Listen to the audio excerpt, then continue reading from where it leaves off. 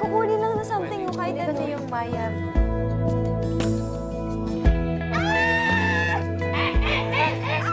Wala ka lang wala. Ikaw naman magkakabit doon eh. Honestly, Kuya Moy, ang pinagpilian ko nga ho nun si Colette lang ho, ni Fiang. Kasi alam ko kung sa kanila ho ako magiging komportable. Ang in-expect ko talaga, kuya, ang pipiliin ni JM is si Ate Jazz. Wow, this is interesting. Ganun? Paano niya kayo? Alam ko eh. Oo nga, paano yun? Alam ko JM Vince. Sige, na-consider ko din si JM, kuya. Kasi, at least it's a chance for me and JM to talk, to really get to know each other more. Yun lang yun nasa isip ko din, na parang pwede. Kasi yung mga housemates nga, inaasar. Che, sa liig ko daw ilalagay, Che. Mas pinili ko si Fiang kasi nga ho, nagiging matinik ho si Fiang sa mata ng ibang housemates ho.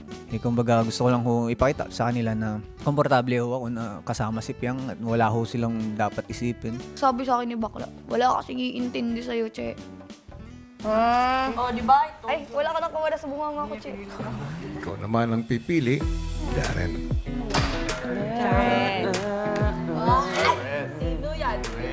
It was only at the point where I reached the living room More pics?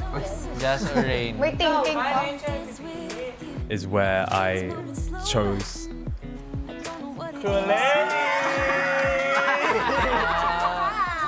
It was just a quick decision. I really tried not to think too much. Who would be fun to be with most of the time?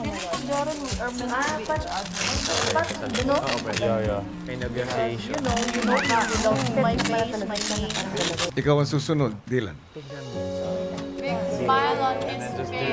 Actually, nagulat po ako na hindi pa po siya pinili ni JM at Jaren. Si Jazz din talaga ang first option nila. Ano yung sabi mo, I will marry you right then? At wala sa positioning. Ito yung practice natin. Ikaw ang susunod, Jan.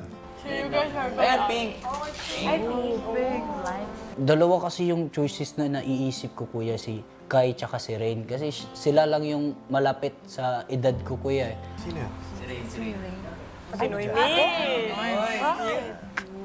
I was right. Hindi, si Ren ata. Ay, si Ray.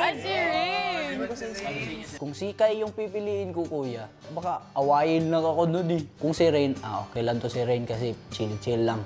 Ikaw na ang susunod, Bricks. Alam ko na sino pipiliin ni JP. So yung natira nung paglabas ko, si Mamshi Noemi at saka si Kai. Keisha Montenolo.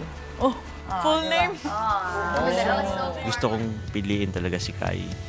Kasi mas komportable din po ako sa mga teenagers po, kuya. Knowing na may mga kapatid din akong babae.